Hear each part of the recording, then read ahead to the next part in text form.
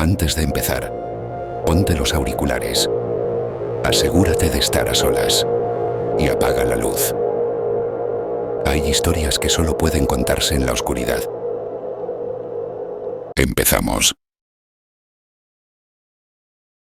Lo que voy a contar me ocurrió hace casi 10 años, y aunque desde entonces he intentado olvidarlo, hay noches, especialmente cuando la bruma se arrastra por las calles de mi ciudad, en que vuelvo a escuchar los pasos, esos pasos blandos y lentos que no hacen eco, como si la tierra misma evitara delatarlos. Mi nombre es Simón Ferrer. Nací en Madrid y en esa época tenía 27 años. Me dedicaba al diseño gráfico freelance, lo cual me permitía trabajar desde cualquier sitio. Fue justo esa libertad la que me llevó a aceptar la invitación de mi excompañera de universidad, Clara, para pasar unos días en su pueblo del norte. Un sitio que ni siquiera salía bien marcado en Google Maps, metido en un valle entre montañas cubiertas de pinos. El nombre, San Arístides. Clara lo describía como un lugar de paz, de aire limpio, de estrellas sin contaminación.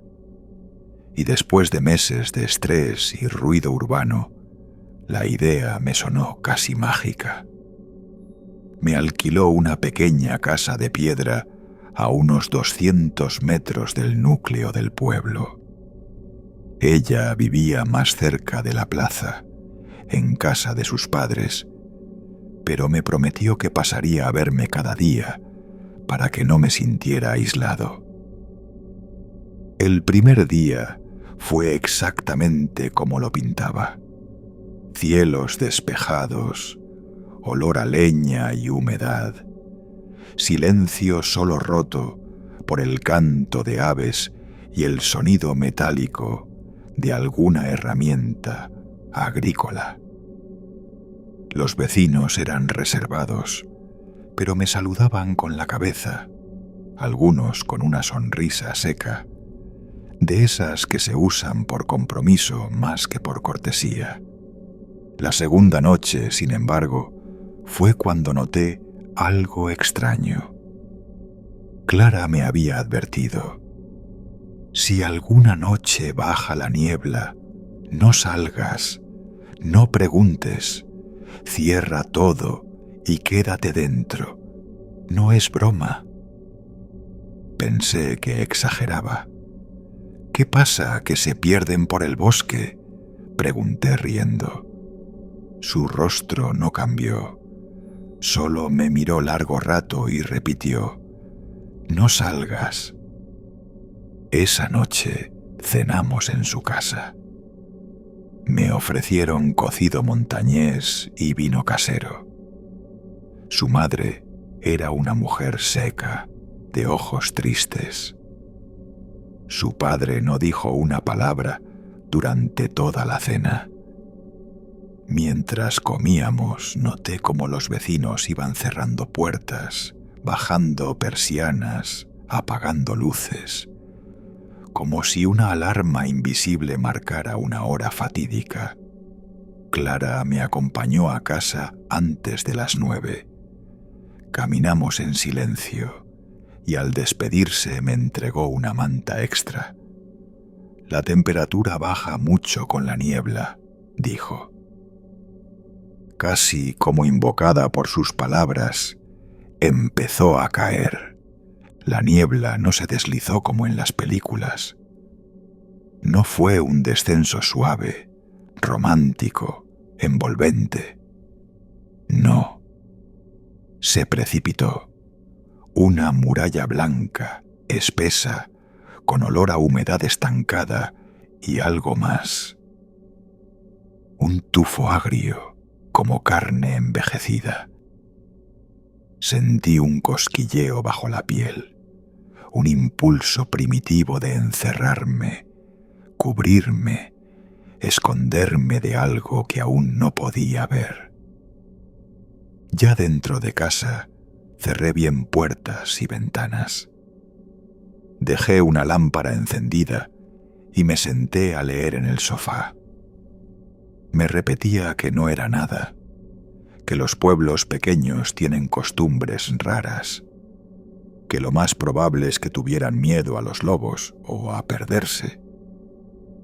A eso de las 11, escuché el primer golpe en la ventana. Fue un golpecito, leve, rítmico, no como de puño, sino algo más extraño, como si alguien pasara una uña larga sobre el cristal. Me acerqué despacio. No se veía nada, salvo la niebla pegada al vidrio. Iba a retirarme cuando una figura emergió de golpe, como si hubiese estado ahí todo el tiempo, inmóvil, a medio metro. No era un humano. Su silueta lo negaba. Alto, más de 2 metros, con extremidades delgadas y alargadas, cuello demasiado largo, cabeza ladeada como si escuchara algo del otro lado. No tenía rostro, o al menos no uno que pudiera distinguir.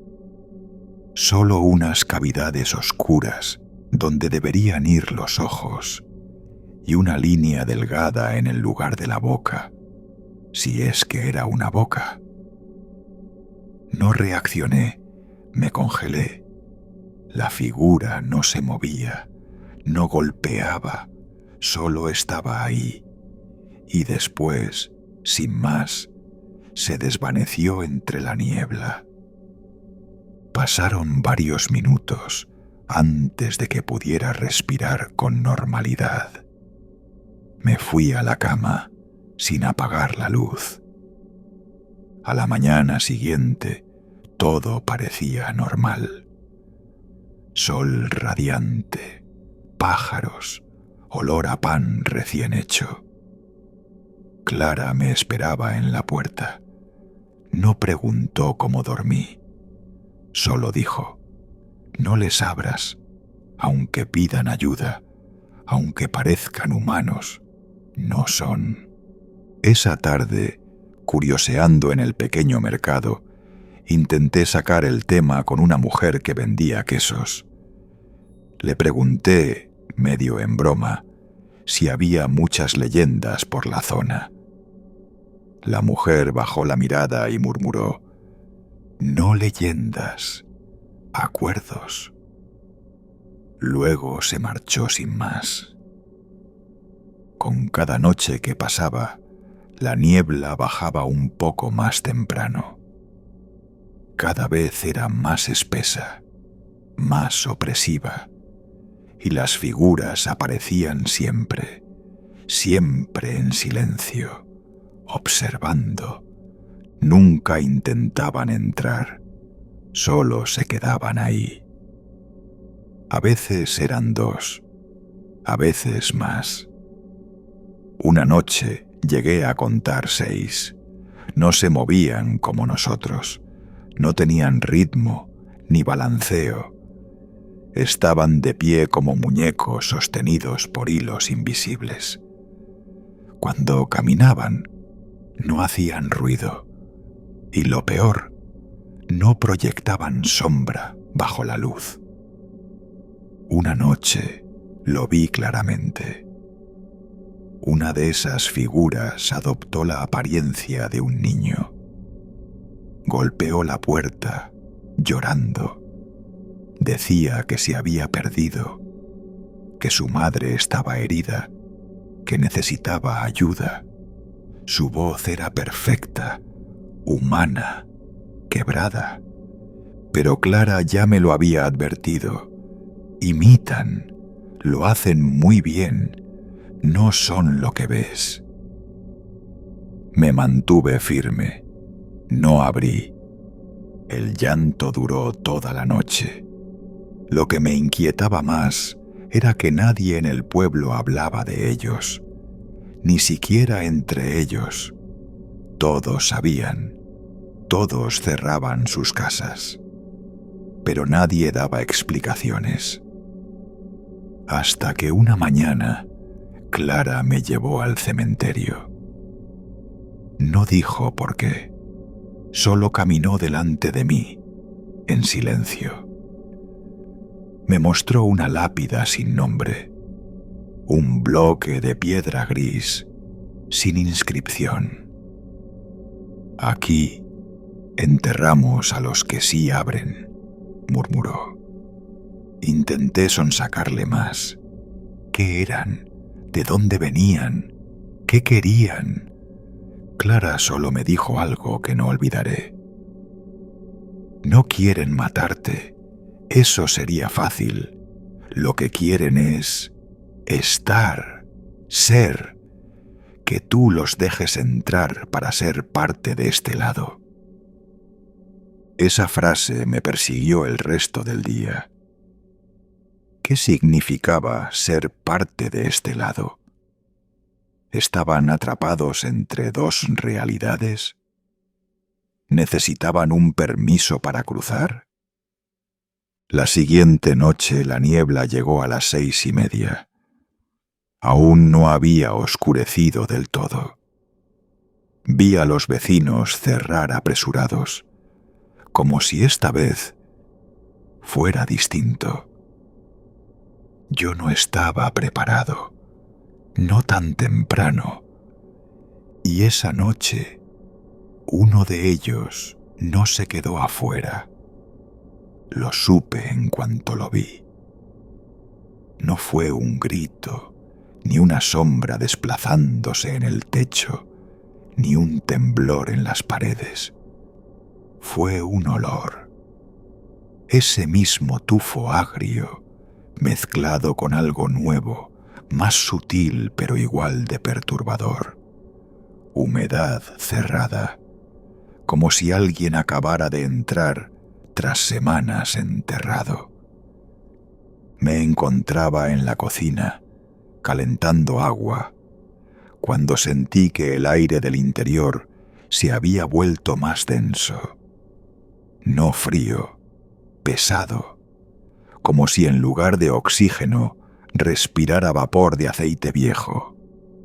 El vapor de la olla ascendía recto, sin desviarse, como si el aire no tuviera corrientes. Eso me asustó. Fue entonces cuando lo vi. No a través de una ventana, no desde la rendija de una cortina. Estaba en el pasillo, de pie, muy quieto. No era la figura delgada y alta que solía ver afuera. Era otra, más compacta, casi humana. Parecía un hombre, ropa vieja, chaqueta gris, pero su cara no tenía definición, como si alguien hubiera intentado dibujar un rostro sobre arcilla blanda y luego hubiese pasado la palma para borrarlo. Me quedé helado, no podía mover ni un dedo. El ser ladeó la cabeza. No emitía sonido, no hacía gesto alguno de amenaza. Solo me miraba, o eso creía. Me observaba sin ojos. Y entonces, sin girarse, caminó hacia la pared. Y desapareció en ella. No se desvaneció. No se volvió humo. Simplemente pasó al otro lado, como si la casa no fuera más que una proyección, un decorado débil, y él jugara con otra capa de realidad más densa que la nuestra. Esa noche no dormí. Por la mañana corrí al pueblo. Fui directo a casa de Clara. Golpeé hasta que abrió su padre. Me miró fijamente, sin decir palabra, y me dejó pasar con un gesto. Clara me esperaba en la mesa, como si supiera que iría. Entró, dije. Ella asintió. Eso no debió pasar. No pueden entrar si no se les deja. No le abrí. Dije, ¿estabas solo? Sí. Clara bajó la mirada, como si esa respuesta fuera la confirmación de algo que temía. Entonces, alguien más abrió, o algo se rompió. Me explicó lo que en el pueblo se sabía desde hace generaciones. Los que bajan con la niebla no son almas, ni monstruos, ni entes en busca de venganza. Son otra cosa. Residuos. Fragmentos de algo que existió antes del hombre, antes del lenguaje. Son imitadores, sombras que buscan presencia. Y solo pueden acceder si se abre la puerta. De alguna manera. Hay muchas formas de dejar entrar, me dijo Clara. A veces basta con una palabra dicha en voz alta, con responderles. A veces ni eso. Si ya estás herido por dentro, si hay grietas, ellos lo saben. Encuentran su camino. Eso me dejó helado, porque era cierto. Llevaba semanas sintiéndome extraño, inquieto. En la capital había terminado una relación de forma dolorosa y aún llevaba esa tristeza bajo la piel. Tal vez esa era la grieta. ¿Qué quieren? No lo sabemos. Algunos creen que solo buscan un cuerpo. Otros creen que quieren repetir una vida, que absorben recuerdos, gestos, hábitos, hasta que ya no eres tú. Esa palabra me hizo temblar. Absorber. Pensé en la figura que vi. No actuó como un depredador. Solo estaba. Observaba. Como un actor estudiando un papel. Y al atravesar la pared, sentí que dejaba algo detrás. Algo mío. Clara me llevó a casa del alcalde. Un hombre mayor, de barba blanca, que apenas hablaba. En su sala había retratos antiguos, todos en blanco y negro, de familias que parecían mirar más allá de la cámara. Me ofreció café. Me senté, esperando respuestas. ¿Viste uno dentro?, preguntó el hombre sin rodeos. Asentí. Entonces ya no estás limpio. Te marcaron. ¿Y qué significa eso? Que vendrán por ti todas las noches, no para matarte, para que te desgastes, te confundan, hasta que cedas, hasta que creas que son parte de ti. Me levanté. Aquello era demasiado. Dije que me iría, que esa misma tarde tomaría el coche y regresaría a Madrid. Clara negó con la cabeza. Si te vas ahora, ellos irán contigo. No puedes alejarlos. Ya saben tu nombre. Así supe que no era una maldición local. Era una especie de código. Como si, una vez tocado por ellos, la niebla te llevara por dentro. Ya no había seguridad ni distancia. Pasé los días siguientes encerrado, tomando notas, grabando sonidos, intentando razonar qué eran. Les puse nombres, estudié patrones. Pero cada noche los golpes volvían, y cada vez las voces eran más perfectas. Una noche escuché la voz de mi madre. «Simón, abre, es urgente». Me perdí. Hace frío. Y al mismo tiempo sonó mi móvil. Llamada de mi madre. Desde Madrid, respondí. Estaba bien. En casa, cálida, viva, los imitadores habían capturado su voz, con precisión, hasta el tono tembloroso con el que solía hablarme de niño. Ya no quería dormir. Cada vez que lo hacía, soñaba con pasillos sin fin, con una versión de mí mismo que me miraba desde el otro lado de un cristal empañado. No hablaba, solo imitaba mis gestos, me copiaba. Una noche, Clara vino a verme con una vela azul y una caja de madera tallada.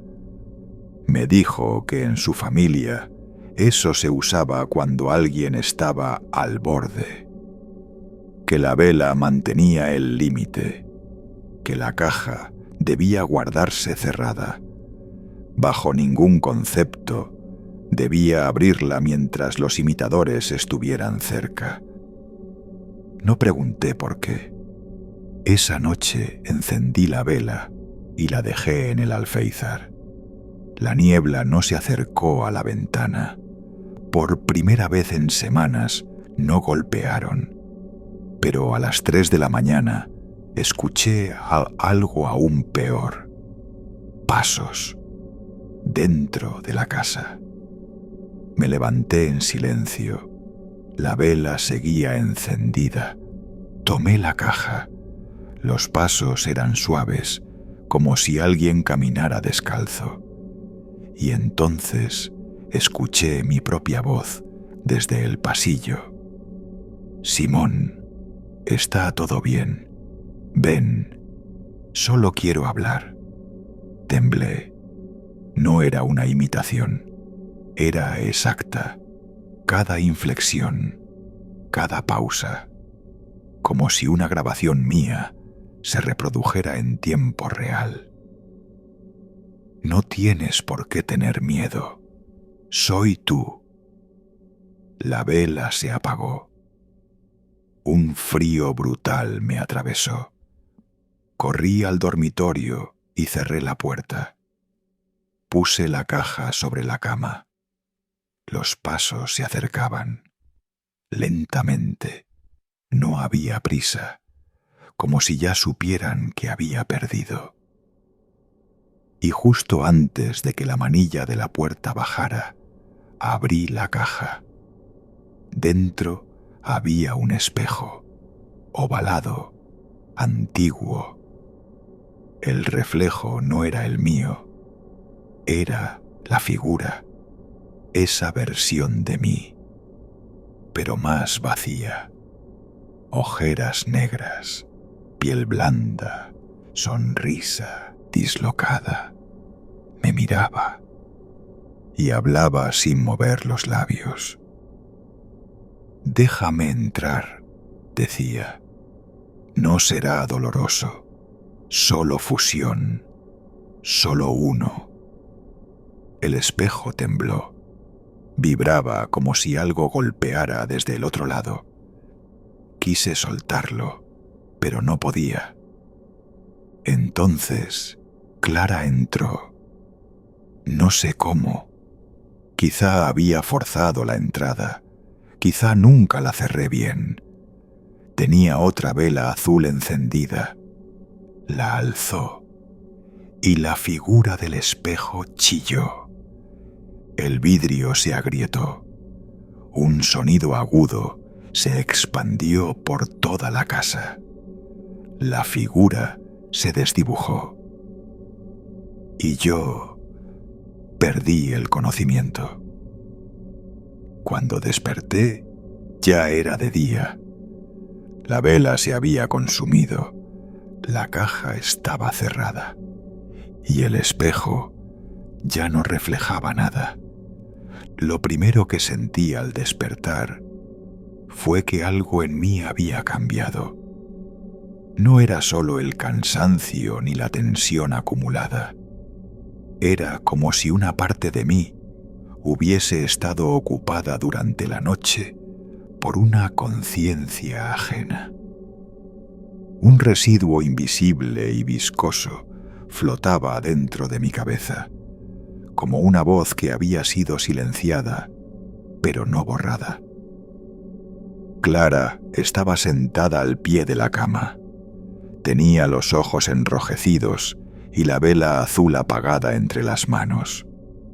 Había un cuenco de agua con sal a su lado, y el aire en la habitación tenía ese mismo olor amargo que la niebla arrastraba, aunque afuera brillaba el sol. «¿Qué viste en el espejo?», me preguntó con voz rota. No supe qué decirle. No podía explicarlo. Era yo, pero no era. Esa figura sabía cosas que nadie más sabía. Pequeños detalles, grietas internas, recuerdos, gustos, palabras que solo me decía a mí mismo, en voz baja, al ducharme o al soñar. Lo que vi en ese espejo no era una copia. Era una fusión parcial, una propuesta. Déjame completar lo que tú no puedes ser. No se lo conté todo. Solo asentí. Clara entendió. Esa tarde me dijo que había una forma de cerrar el vínculo, que no era definitiva, que nadie podía librarse por completo una vez que los había dejado entrar, pero sí se podía sellar la entrada.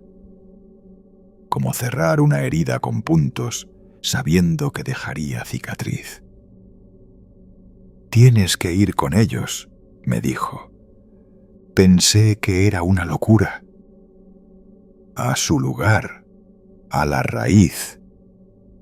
La idea era simple y brutal. Cruzar la línea durante la niebla, pero no solo para observar. Entrar de lleno. Buscar el punto de origen. Una zona entre el bosque y las montañas donde, según algunos viejos, empezó todo. Donde se rompió la primera puerta. Tenía que enfrentarme a mi otro yo. No rechazarlo, sino hacerle frente. Y si no vuelvo, entonces no serás tú quien regrese. Acepté. La noche siguiente, la niebla bajó temprano. Clara me acompañó hasta el límite del pueblo, justo donde los faroles de gas parpadeaban al borde del bosque. Me entregó otra vela azul, esta vez más grande, y un pequeño amuleto de cobre con inscripciones que no entendí. No enciendas la vela hasta que estés cerca del claro. No hables con nadie, aunque tengan tu voz, especialmente si tienen tu voz. Crucé la verja oxidada que separaba la última casa del inicio del bosque, y con cada paso el silencio se volvía más absoluto. La niebla no solo tapaba el paisaje, ahogaba el sonido, tragaba la respiración. Era como caminar dentro de una mente ajena. Entonces aparecieron. No se escondían. Caminaban conmigo. Algunos a 1 metro, otros más lejos. Formas borrosas, altas, torcidas. Ninguna emitía sonido. Sentía su atención como si fueran ojos dentro de mi columna vertebral. Uno de ellos caminaba al ritmo exacto de mis pasos, pero del lado opuesto del sendero. Era como un reflejo desincronizado. Después de 1 hora, llegué al claro. Un espacio circular sin árboles, cubierto de musgo negro. En el centro, un pozo sin brocal, solo un hueco de oscuridad pura. Era evidente, era eso. Encendí la vela. Los seres se detuvieron en seco, retrocedieron un paso, todos menos uno. Mi doble era yo, mis ropas, mis gestos, mi forma de respirar. Pero su piel era más pálida, como cera bajo el agua. Y sus ojos, vacíos, pero atentos. ¿Quieres cerrarlo?, me preguntó con mi propia voz. No respondí. ¿Crees que eso te devolverá lo que perdiste? ¿Tu paz? ¿Tu nombre? Entonces sonrió y habló como yo no había podido hablar en años. Yo soy lo que te sostiene cuando quieres desaparecer. Yo soy lo que queda cuando tú duermes. Si me niegas, te vacías. Me acerqué al pozo con la vela encendida. La llama no se movía, como si no hubiera viento, ni oxígeno, ni tiempo. Él intentó detenerme, no corriendo, solo hablándome, nombrando recuerdos, susurrando dolores que había olvidado. Papá, la carta, lo que nunca dijiste, el miedo que tienes a ser invisible. Cada palabra era un golpe, cada recuerdo una grieta, pero cuando estuve junto al borde, lo supe. Ellos no quieren matarte, quieren quedarse contigo, habitarte. Son los restos de todo lo que no resolviste. Deseos no cumplidos, rencores tragados, voces calladas, y cuanto más los niegas, más poder les das. Me senté frente al pozo y con la vela en la mano miré a mi otro yo a los ojos.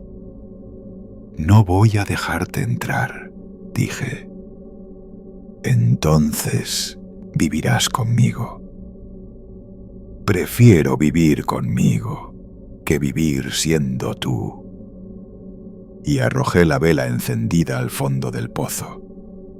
No hubo explosión, ni gritos, solo un sonido profundo, como una respiración contenida durante siglos que al fin se soltaba. La niebla comenzó a retroceder, lenta, como arrancada de la tierra a la fuerza, y las figuras se desvanecieron una a una. Algunas gritaban sin sonido, otras simplemente se diluían en el aire. Mi doble fue el último. No me atacó, solo me miró con una mezcla de lástima y resignación. Volveré cuando olvides, susurró. Y desapareció. Regresé al pueblo al amanecer. Clara me esperaba en el umbral de su casa, como si hubiera estado allí toda la noche. No dijo nada, me abrazó. Y entendí que todo el pueblo, en algún momento, había hecho ese mismo viaje. Los días siguientes fueron silenciosos. La niebla seguía bajando, pero más tenue, como si ya no buscara cuerpos, sino memoria. Y aunque cerraba puertas y apagaba luces como todos los demás, ya no lo hacía por miedo, sino por respeto. Nunca volví a ver a Clara, ni al pueblo. Me fui una madrugada, cuando la niebla dormía. Y desde entonces hay días, sobre todo en invierno, en que despierto con una ligera humedad en las manos, con el vaho pegado al cristal de mi ventana. Y juro que del otro lado una sombra me observa, no para entrar, solo para recordarme que sigue ahí, esperando que con el tiempo yo vuelva a olvidar. Acabas de escuchar Los que bajan con la niebla en Terror a Oscuras. Si te ha gustado, deja tu like, suscríbete y activa las notificaciones para no perderte los próximos relatos. Aquí, cada historia está pensada para escucharse en silencio y preferiblemente a oscuras.